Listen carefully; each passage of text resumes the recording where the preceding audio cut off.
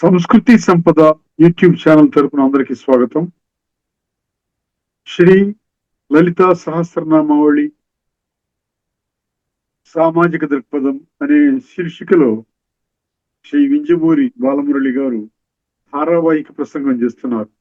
వారి ధారావాహిక ప్రసంగంలో ఈరోజు 77వ ప్రసంగం చేస్తున్నారు. శ్రీ బాలమురళి గారికి స్వాగతం. ధన్యవాదాలు మాస్టర్.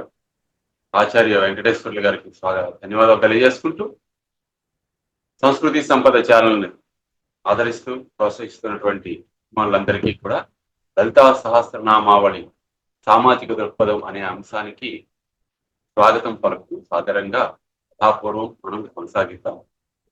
మనం రంజని రమణి రస్యారణ కింకిణి మేఖల రమా రాకేందు వదన చెప్పుకుంటున్నాం. అమ్మవారి తాలూకా లక్షణాలు ఏమిటి అంటే రంజని రమణి రస్య. ఆమె రంజింపజేస్తుంది, రంజనత్వము కలిగి ఉన్నది, రమణీయత్వము కూడా కలిగి ఉన్నది. అంటే ఆనందింపజేసేది, ఆనందించేటటువంటి తత్వాన్ని తన చుట్టూ కూడా ఉన్న వాళ్ళకి అందించేది. కాబట్టి రమణి అంటే ఈ రెండు లక్షణాలు కలిగి ఉన్నది. రస్య రసో వయసహ, దేనిలో అయితే అసలైనటువంటి రసం ఉన్నదో అదే పరబ్రహ్మ పదార్థం. ఆ పరబ్రహ్మ పదార్థం యొక్క స్వరూపమే అమ్మవారి యొక్క రూపం. కాబట్టి శ్రీ లలితామాతని మనం రస్య అని పిలవడంలో ఎంతో ఔచిత్యం ఉన్నది. అలాగే రమ అంటే స్థితి రూపంలో ఉన్నటువంటి అమ్మవారి యొక్క వైభవము. మనకి కంటికి కనిపిస్తున్నటువంటి ఈ వ్యక్త ప్రపంచంలో ఏ వస్తువుల వలన జీవులకు ఆనందం కలుగుతున్నాదో, జీవులు అంటే ఇక్కడ మానవులను అర్థం చేసుకో, ఏ లగ్జరీస్ మనం పొందటం వలన మనం సుఖం పొందుతున్నామని అనుకుంటున్నాము, వాటన్నిటిలోని స్థితి రూపంలో, వాటి రూపంలో ఉన్నటువంటి లక్ష్మీ కళ రమా, అదన్నమాట. కాబట్టి మనకు దాన్నే ఐశ్వర్యం అంటాం కదా మనం. కాబట్టి మనకు ఉన్నటువంటి ఈ సివిలైజేషన్, ఏవైతే మనం సంపదలను మనం సివిలైజ్డ్ సొసైటీ అంటాం కదా. కల్చర్డ్ సొసైటీ వేరు, సివిలైజ్డ్ కల్చర్ వేరు, సివిలైజేషన్ వేరు. సివిలైజేషన్ అంటే వస్తుపూతమైనటువంటి పొజిషన్, అంటే వస్తు సంపద ఎంత మన అధీనంలో ఉన్నది అనేది సివిలైజేషన్. ప్రవర్తన ఎంత గొప్పగా ఉన్నది అనేది కల్చర్, సంస్కృతి. నాగరికత అనే పదం తెలుగులో సివిలైజేషన్ అనే పదానికి సమానార్థక పదం. సంస్కృతి అనే పదం కల్చర్కి సమానార్థక పదం.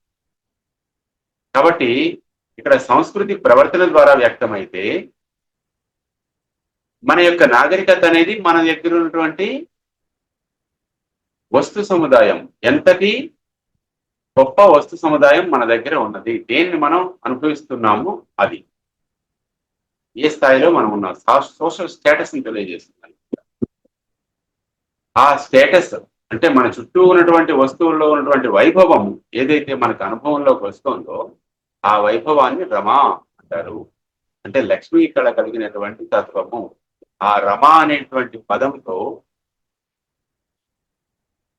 విశ్వమంతా వ్యాపించి ఉన్నది ఎవరు అంటే సాక్షాత్తు ఆ లలితా పరాభట్టారికయే అని మనం తెలుసుకుంటాం.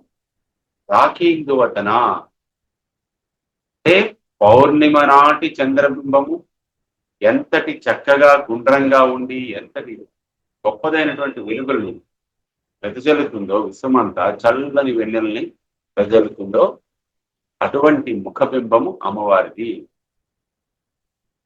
కాబట్టి ఆమె రాఖీందు వదన అని మనం చెప్పుకుంటాం. పూర్ణిమ చంద్రుని పోలినటువంటి వదనము అంటే ముఖము కలిగింది.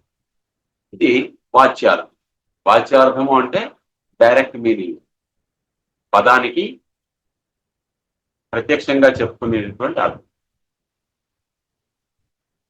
ప్రతిపదార్థం అని మనకి తెలుగులో మనం చెప్పుకుంటాం. ఇక్కడ వదన అనే పదానికి వేరొక అర్థం ఉన్నది. ఏమిటది? వదతి అంటే పలికేది. ఏం పలుకుతున్నాం మనం? వాక్కులు పలుకుతున్నాం. కాబట్టి వాగ్రూపిణి అయినటువంటిది అని మనం చెప్పుకోవచ్చు. ఉచ్చారణ ద్వారా వాంగ్మయం బయటకు వస్తుంది. వాక్కు, మనం మాట్లాడేటువంటి మాటలన్నీ కూడా వాంగ్మయమే. మాటల ద్వారా వ్యక్తం చేసేటువంటిది వాంగ్మయం. లిఖిత రూపమైనటువంటిది సాహిత్యం. ఇక్కడ వాంగ్మయానికి సాహిత్యానికి తేడా ఉన్నది. లిఖిత రూపమైనటువంటిదంతా కూడా సాహిత్యం అయితే, హితస్య సహితం సహితం సహితస్య దియో రూప సాహిత్యం. ఇది కదా నిర్వచనం. మనకి ఏదైతే హితాన్ని చేకూరుస్తుందో అటువంటి హితాన్ని చేకూర్చేటువంటి మంచి మంచి మాటలు కలిగి ఉన్నటువంటి రచన సాహిత్యము అవుతుంది. అంతేకాకుండా సాహిత్యానికి మరో లక్షణం ఏమిటి అంటే రంజింపజేయడం, అంటే ఆనందం కలిగించడం. కాబట్టి ఆనందం కలిగించే లక్షణం ఎందులో ఉన్నా సరే అది సాహిత్యం కిందే వస్తుంది. కాబట్టి రసం ఎక్కడ ఉన్నదో అది ఆనందాన్ని కలిగించేది అని అర్థం. వాక్యం రసాత్మకం కావ్యం. ఈ సాహిత్యానికి సంబంధించినటువంటి నిర్వచనాలు. రసాత్మకమైనటువంటి వాక్యాన్ని కావ్యం అంటారు అని మనకి భాషావేత్తలు చెప్పారు. అది పక్కన పెడితే వదన అంటే ఏమిటి అంటే వాగ్రూపమైనటువంటి సంపదని మనకి అందించేటువంటిది వదనము, ఉచ్చారణ. కాబట్టి ఇదంతా కూడా వాంగ్మయం. వాక్ ప్లస్ మయము వాంగ్మయం. వాక్కులతో కూడినటువంటి ప్రపంచం. నేను మాట్లాడుతున్నాను. ఏం మాట్లాడుతూ? కేవలం మాట్లాడుతున్నాను. ఇది వాంగ్మయం. కాబట్టి వాక్కుల ద్వారా వ్యక్తమయ్యేటటువంటి శబ్దములన్నీ కూడా అర్థవంతములై ఉన్నట్లయితే అది వాంగ్మయము. భావ వినిమయం కూడా వాంగ్మయం కిందకే వస్తుంది. అయితే వాంగ్మయము సాహిత్యమా లేకపోతే ఎంత విలువైనది అనే దాని సందర్భాన్ని బట్టి, చెప్పేటటువంటి విషయాన్ని బట్టి, చెప్పేటటువంటి వ్యక్తి సామర్థ్యాన్ని బట్టి ఆధారపడి ఉంటుందన్నమాట. వాంగ్మయం ఎంత విలువైనదో. ఒక వ్యక్తి ఉపన్యాసం ఇస్తున్నాడండి, దాని విలువ ఏమిటి అనేది వినేవాడు కదా నిర్ణయించాలి. నేను మాట్లాడుతున్నాను, నేను ఎంత చక్కగా మాట్లాడుతున్నాను, ఎంత గొప్పగా మాట్లాడుతున్నాను అని వినేవాళ్ళకి తెలుస్తుంది. ఈయన చెప్పే దానిలో అంత ఇదేం లేదుగా అనుకున్నాం అనుకోండి, అది ఎవరికి తెలుస్తుంది? వినేవాడికి తెలుస్తుంది, చెప్పేవాడికి తెలియదు కదా. కాబట్టి రసజ్ఞులైనటువంటి వాళ్ళు విని, సంస్కృతి సంపదలో ఈ తాలూకా ఛానల్లో మీరు వింటున్న వాటి మీద మీరు ఇచ్చేటువంటి సలహాలు, మీరు ఇచ్చేటువంటి సూచనలు మాకెంతో ముందుకు పోయేటటువంటి అందుకు మరింత అందంగా తీర్చిదిద్దడానికి కార్యక్రమాన్ని మాకు దోహదం చేస్తాయి. కాబట్టి సంస్కృతి సంపద ఛానల్ అభిమానులందరూ కూడా ఈ విషయాన్ని గుర్తుపట్టుకుని కామెంట్స్ రూపంలో తెలియజేస్తూ ఉంటారు.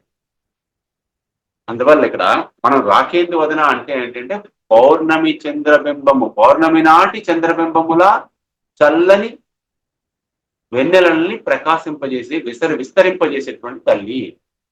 చంద్రుడు ఏం చేస్తాడు? సంపూర్ణమైనటువంటి సూర్యుని యొక్క వెలుగుని తాను గ్రహించి మొత్తం వెలుగుని శరజ్యోత్స్న రూపంలో, అది చంద్రజ్యోత్స్న రూపంలో, వెన్నెల, సింపుల్ గా మనం వెన్నెల రూపంలో విశ్వానికి అంతటికీ అందిస్తారు. అలా అందించేటువంటి కాంతులు ఎక్కడి నుంచి వస్తున్నాయి అంటే అమ్మవారి ముఖం నుంచే వస్తున్నాయి అన్నమాట. చంద్రునికి కూడా ఆ చల్లదనము, ఆ ఆహ్లాదనం చెందించేటువంటి లక్షణము కూడా అమ్మవారి యొక్క భిక్షయే. కాబట్టి రమ రాకేందు వదన, ఆమె రమ. అంతేకాకుండా పూర్ణ చంద్రబింబము లాంటి, పౌర్ణమి నాటి చంద్రబింబము లాంటి చల్లని వెన్నెలను ప్రకాశించేటువంటి, విస్తరింపజేసేటువంటి తల్లి అని మనం చెప్పుకుంటాం. కాబట్టి ఇక్కడ అమ్మవారి ఎలా వచ్చింది ఈ వాగ్రూపమైన సంపద అంటే వాక్ అనేది నాదం నుంచి వచ్చింది. విశ్వనాదం ఏదైతే ఉందో, విశ్వాంతర్లీనమైనటువంటి నాదం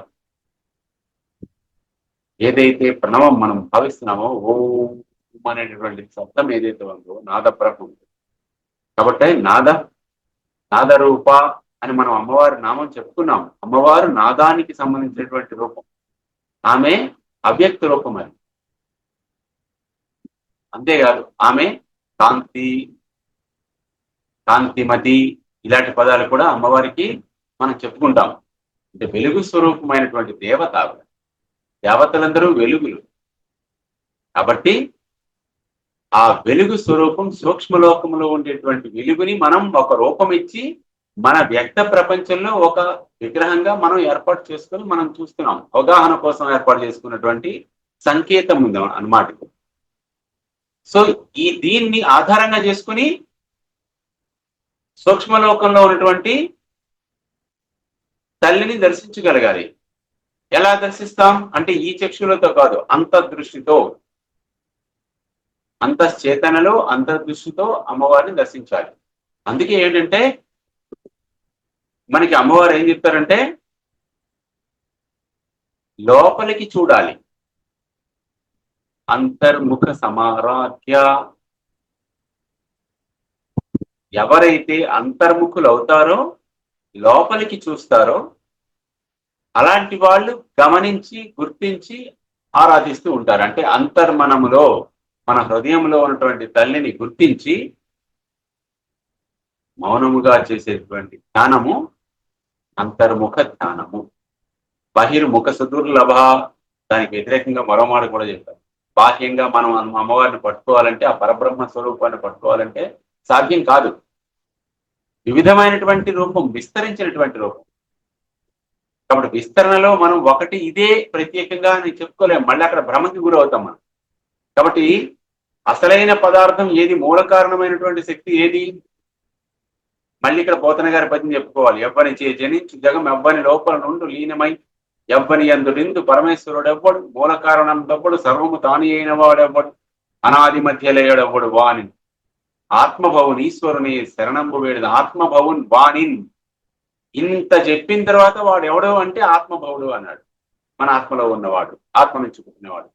చితగ్నికుండ సంభూత, మనం అమ్మవారికి చెప్పుకోవట్లే, చిత్తం అనేటటువంటి అగ్నికుండం నుంచి పుట్టినటువంటిది. ఎక్కడ చూడాలండి మరి? బయటికి చూస్తే ఎలా? అంతర్ముఖం అవ్వాలి. తన శక్తితో పోరాడినంత కాలం గజేంద్రుడు మొసలితో పోరాడి తన లావు వైరి బలమును గమనించి ఇంకనే పోరాడ జాల అని నిర్ణయించుకున్న తర్వాత అప్పుడు గజేంద్రుడు ఏంటంటే పరమాత్మ దర్శించడానికి ప్రయత్నిస్తాడు. జీవుడికి ఎంతవరకు తనకి శక్తి ఉందనుకుంటాడో అంతవరకు వెక్కేండ్లు పోరాడాడంటాడు గజేంద్ర మోక్షం. అందుకే చాలా గొప్పదైనటువంటి కథ, ఎంతో సాహిత్య విలువలు ఉన్నది, ఎంతో భక్తితో సంబంధించినది. పోతనామాచుల వారు చాలా చక్కగా తీర్చిదిద్దినటువంటి పురాణం అది, భాగవతం. కాబట్టి అక్కడ గజేంద్రుడు ఏమంటాడు అంటే వెక్కేండ్లు, అనేక సంవత్సరాలు, కొన్ని వేల సంవత్సరాలు పోరాడాడు దాంతో.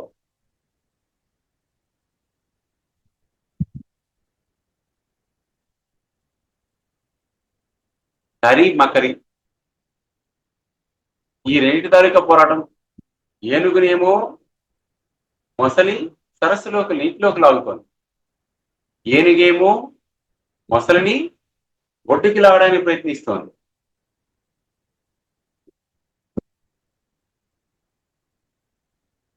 ఈ లాగడం పీకడం అనేటువంటి వ్యవస్థ ఎంతవరకు అంటే నాకు బలం ఉన్నది, నేను చేయగలను అనేటువంటి పంతం ఉన్నంత వరకు అవి అయిపోయాయి. ప్రాణములు ఠావులు తప్పని మూర్ఛ వచ్చే శ్రమం పయ్యడిన్, ఆ స్థితి వస్తే గాని నీవే తప్పని తప్పరం వెరుగా, అప్పుడు వస్తుంది జ్ఞానోదయం. పోరాడినన్నాళ్ళు పోరాడి జవసత్వాలు ఉడికిపోయి ప్రాణములు ఠావులు తప్పను, వాటి స్థానాల నుంచి ప్రాణాలు ఎగిరిపోతున్నాయి, ప్రాణవాయువులు. మరి ఇంకా లాభం లేదు. మూర్ఛ వచ్చే శ్రమం పయ్యడిన్, ఇంకా నేను స్పృహ కోల్పోతాను, నిలబడ్డమే కష్టమైపోతోంది. ఇప్పుడు నీవే తప్ప ఇత పరం వెరుగ మన్నింపందగున్ దీనుని, నేను దీనుణ్ణి, నువ్వు తప్పించి మరి నాకు ఇంకెవరు రక్షించే వాళ్ళు కనిపించట్లే, ఇంకెవరు నాకు తెలియదు అసలు. మరి ఇంకా మిగతా వాళ్ళని పట్టుకునే సమస్య లేదు. రావే ఈశ్వర కావవే వరద సంరక్షింపు భద్రాత్మక. ఎంత చక్కగా చెప్పాడండి. రావే ఈశ్వర రావా నన్ను రక్షించడానికి. ఎంత దీనంగా ప్రార్థిస్తే, ఎంత దీనమైనటువంటి మనస్థితి మనకి ఏర్పడితే భగవంతుడు కరుణిస్తాడో చూడండి. అంటే పూర్తిగా తన మీద తనకి పూర్తిగా విశ్వాసం పోయి భగవంతుడు ఒక్కడే నన్ను రక్షిస్తాడు, మరి ఎవరో లేరన్నంత నమ్మకం భగవంతుడి మీద ఏర్పడితే అప్పుడు ఆయన వస్తాడు. ఎలా వస్తాడండి? తన వెంటని సిరి లచ్చి వెంట నవరోధ వ్రాతమున్ దాని వెంకను పక్షీంద్రుడు వాణి కొంతలు ధనుష్ కౌమోదకి శంకుచక్రనికాయంపును నారదుండు రజనీకాంతుండు విచ్చేసి రొయ్యన వైకుంఠపురం పునంగలుగు వారు ఆబాల గోపాలము. వైకుంఠపురంలో ఉన్నటువంటి ఆబాల గోపాలము ఆయన వెనకాతలు వచ్చేసారంట. అంతే. ఎందుకు? భక్తుడు ఉన్నాడు. భక్తుడంటే ఎవరు? తనకన్నా తన భార్య కన్నా కూడా ఎక్కువ ప్రియమైనటువంటి వాడు భక్తుడంటే భగవంతుడికి అంతటి ప్రీతి. లేకపోతే చిరిగిన బట్టలతో నీరసించిపోయి చెమటతో తడిసిపోతున్నటువంటి కుచేలుని తీసుకొచ్చి హంసతూలికా తల్పంలో రుక్మిణీదేవి తన పక్కన కూర్చుంటే ఆవిడ ప్లేస్ లో ఇతన్ని కూర్చోబెట్టాడు కృష్ణుడు. ఎలా ఉన్నట్ట అక్కడ భాగవతంలో వర్ణిస్తాడు. కానీ డాయన్ జరునంత కృష్ణుడు దళత్కంజాక్షుడు ఆ పేద విప్రుని, కానీ డాయన్ జరునంత. ఒక్కసారి కుచేలుడు శ్రీకృష్ణుని చూశాడు. చూసి దగ్గరికి వెళ్ళపోతున్నాడు. అప్పుడు శ్రీకృష్ణుడు కూడా ఈయన చూశాడు. వెంటనే పోల్చుకున్నాడు. ఆహా, నా బాలమిత్రుడు వచ్చాడు, సుధాముడు వచ్చాడు అనుకున్నాడు. కుచేలుడు అనేది ఆయన పేరు కాదు, ఆయన యొక్క స్వరూప వర్ణన. మిగతా వాళ్ళు పెట్టినటువంటి నిక్నేమ్. చిరిగినటువంటి వస్త్రములు కట్టుకున్నవాడు కాబట్టి ఆయన పేదవాడు. ఆయన కొనుక్కునేటువంటి స్తోమత లేదు కాబట్టి చిరిగిపోయిన వస్త్రములు కట్టుకునేవాడు. ఎలా ఉన్నాడు? అశ్రాంత దరిద్ర పీడితుడు. ఎంతో కాలం నుంచి తీవ్రమైనటువంటి దరిద్రంతో బాధపడుతున్నటువంటి వాడు. కృషీభూతాంగు జీర్ణాంబురన్. కృషీభూతాంగుడు అంటే క్షీణించిపోయినటువంటి అంగములు కలిగినటువంటి వాడు. జీర్ణాంబరున్ చిరిగిపోయినటువంటి వస్త్రములు కట్టుకున్నవాడు. ఘన తృష్ణాతుర చిత్తు. అంత దూరం నుంచి ప్రయాణం చేసి వస్తూ దాహంతో ఆతృతతో గాబరాతో ఉన్నటువంటి ఊపిరి ఎగసెగసి పడుతోందన్నమాట. ఆందోళనతో ఉన్నటువంటి వాడు. హాస్య నిలయం ఖండోత్తరీయున్. ఎలా వర్ణించాడో చూడండి కుచేలుడిని. అంటే ఆయన ఈ వర్ణనలో కుచేలుడు ఎంతటి దీనమైన అవస్థలో ఉన్నాడో, ఎంత గొప్ప పేదరికంలో కూరుకుపోయాడో మనకు తెలుస్తుంది. లక్ష్మీ అనుగ్రహం లేదు కాబట్టి. అల్లంతని చూసి సంభ్రమ విలువలుండై దిగెంతల్పమున్. అల్లంత దూరం నుంచి చూసి అలాంటి వాడిని చూసి ఆశ్చర్యంతో తన్మయం అయిపోయి ఒక్కసారి తల్పం తాను కూర్చున్నటువంటి హంసతూలికా తల్పం మీద దిగిపోయాడు తటాలన. వెళ్ళి, మిత్రమా, ఎన్నాళ్ళకి నన్ను చూడాలనిపించిందా నీకు? ఎన్నాళ్ళకి కనిపించావని కౌగిలించుకున్నట్ట. ఇంత వర్ణన చేసిన రూపాన్ని ఒక్కసారి మన ముందు ఊహించుకోండి. మన మిత్రుడే ఆ రూపంలో ఉంటే మన తాలూకా ప్రతిక్రియ ఎలా ఉంటుందో ఊహించండి.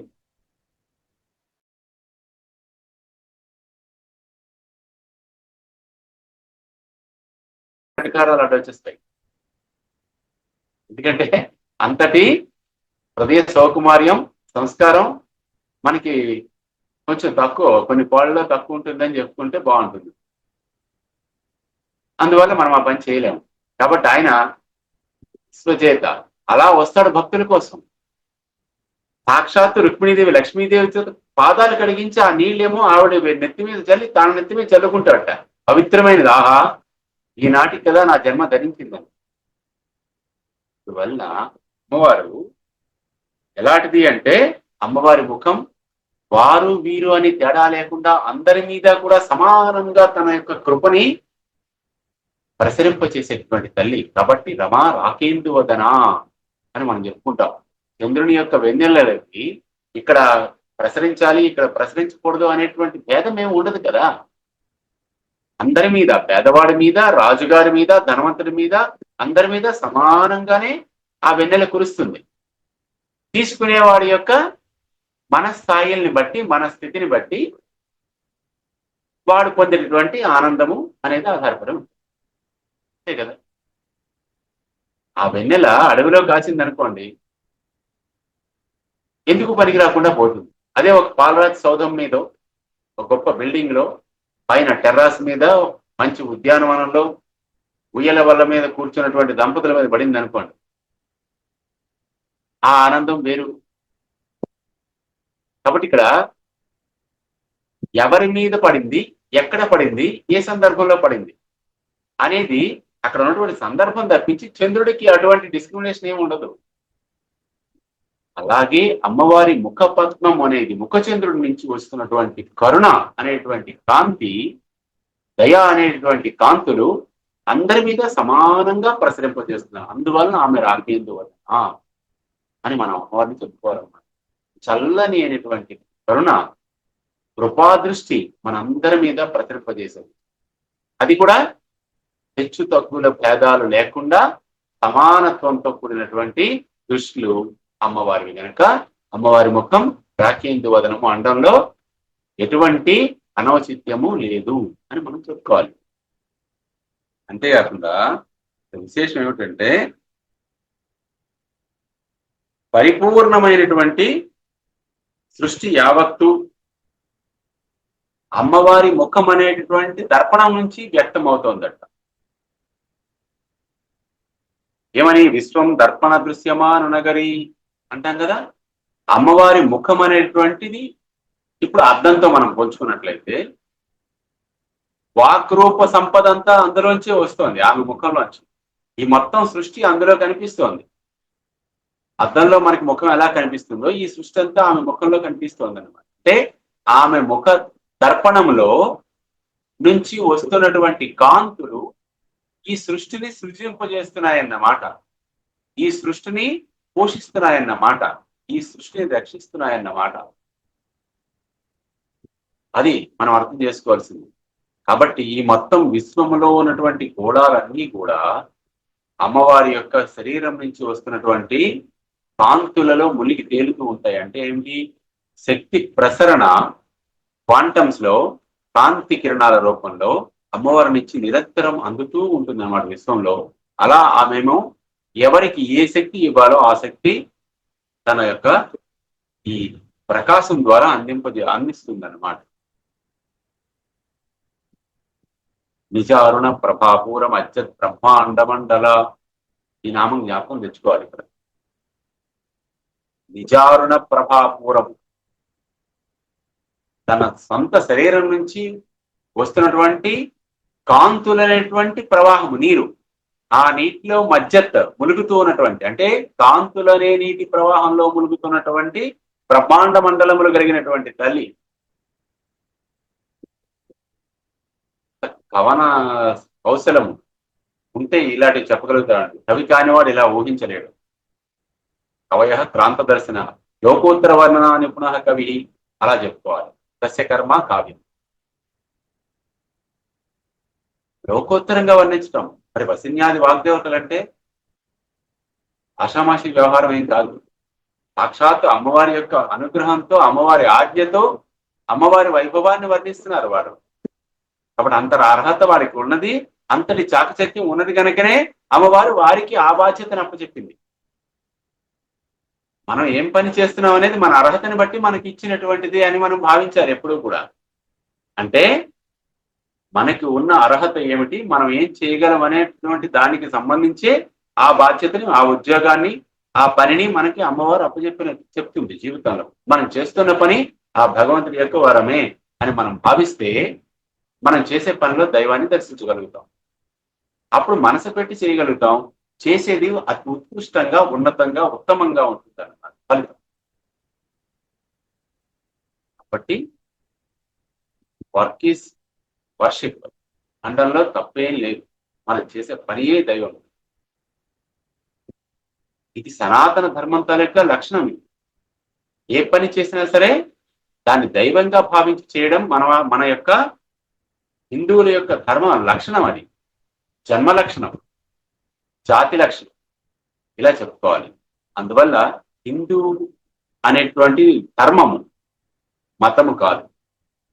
ధర్మము అంటే ఆచరణీయమైనది, అనుసరించదగినటువంటి బాధ్యత. ఒక జీవన విధానం, ఆదర్శ జీవన విధానం. కాబట్టి హిందూ ధర్మము, సనాతన ధర్మము, సనాతన మతం కాదు, హిందూ మతం కాదు. మతం అనేది సంకుచితమైనటువంటి భావం కలిగింది. సరిగ్గా మనం పదాలను అర్థం చేసుకొని సరైనటువంటి సందర్భంలో చక్కగా ప్రయోగించినప్పుడు ఆ అర్థం తాలూకా వైభవమే వేరుగా ఉంటుంది. ప్రతి ఒక్క అంశంలోని మనం ఎంతో జాగ్రత్తగా వ్యవహరించినప్పుడే వాక్రూపమైనటువంటి రాకేందు వదన అన్నప్పుడు మనం ఉచ్చరిస్తున్నటువంటి వాంగ్మయం అనేది ప్రభావశీలంగా ఉంటుందన్నమాట. మనం మాట్లాడే మాటలు ఎదుటి వారి మీద మంచి ప్రభావాన్ని చూపించాలి అంటే ఆ వాక్కులలో వాగ్రూపిణి అయినటువంటి అమ్మవారి యొక్క శక్తి కాంతి ప్రసారంగా సప్త తరంగాల రూపంలో నాదరూప నామరూప వివర్జిత, ఆ రకంగా ఆవిడ నాదరూపంలో మన ముఖం ద్వారా వ్యక్తం కావాలి అని మనం భావిస్తే వశీకరణ శక్తి మన వాక్కుల్లో ఉంటుందన్నమాట. శ్రీమాత్రే నమః, శ్రీ గురుభ్యో నమః. స్వస్తి. శ్రీ లలిత సహస్రనామావళి సామాజిక దృక్పథం శీర్షికలో ధారావాహిక ప్రసంగం చేసిన శ్రీ బాలమురళి గారికి ధన్యవాదాలు. ధన్యవాదాలు.